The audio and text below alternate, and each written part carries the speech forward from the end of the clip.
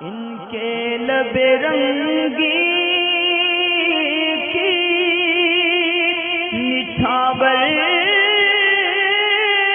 थी कि जिसने। मर्दों में जो कुल पार्ट हैं यानी नाफ से लेकर और घुटनों तक को, ये जो उनको छुपाना ज़रूरी है, नाफ उसमें शामिल नहीं है मगर एहतियात के तौर पे कि नाफ के नीचे से लेकर घुटनों तक जो छुपाना ज़रूरी है। तो इस सितरे औरत में मर्द के लिए अगर नमाज में जो नापेंगे, अगर कहीं से कपड़ा खुले तो 1/4 कहाँ से नापेंगे, तो कुल मिला के ये पार्ट होते हैं 8, यानी जो आदमी में है छुपाने वाले मकाम। तो इनको अलग अलग 8 पार्टों में डिवाइड किया, मगर आला हज़रत अज़ीमुल बरकत ने इसको 9 शुमार किया, यानी इसमें 1 का इजाफ़ा किया। वो 8 पार्ट कौन कौन से हैं? सबसे पहले तो ये कि शर्मगाह यानी पेनिस जिसको बोलते हैं, ये मुकम्मल 1 पार्ट है औरत के। अगर इस पे से कपड़ा हटा तो इसकी 1/4 नापेंगे। इसी तरह पेनिस के नीचे जिसको आम ज़ुबान में फोते बोलते हैं या खुशियाँ वगैरह बोलते हैं, या हिंदी में शायद अंडकोश उसको बोलते हैं, वो मुकम्मल 1 पार्ट है। अगर वहाँ से कपड़ा हटेगा तो वहाँ से 1/4।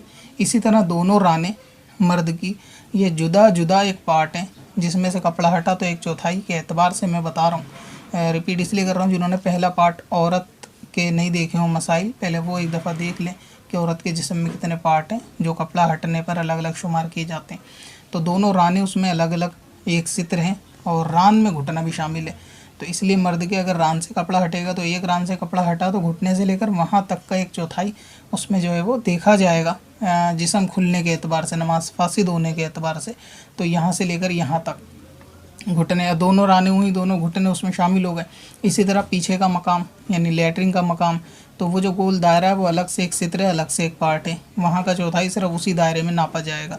इसी तरह दोनों सुरीन यानी दोनों कूल्हे अलग अलग, तो एक कूल्हा अलग 1 पार्ट है और दूसरा कूल्हा अलग 1 पार्ट है। तो इस तरह से ये आदमी के अंदर सित्र है। इसी तरह नाफ के नीचे से लेकर और जो पेड़ों तक, शर्मगाह के स्टार्ट होने से जड़ से वहाँ से लेकर इतना हिस्सा, और ठीक उसके पीछे कमर में यानी जहाँ पे इज़ारबंद बांधते हैं वो हिस्सा नीचे और इसके करवटों में सब ये अलग से 1 सित्र है।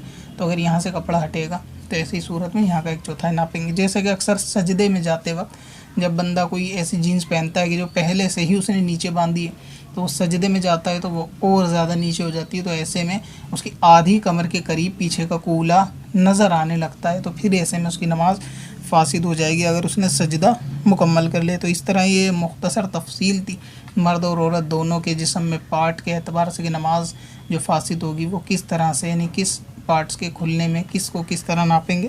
तो इसको आप 1 मरतबा 2 मरतबा सुन लें, फिर किसी मस्जिद के इमाम साहब से इसको समझ भी लें, इंशाअल्लाह ताला आसानी हो जाएगी। पत्थर में हसन लाले पुरनवार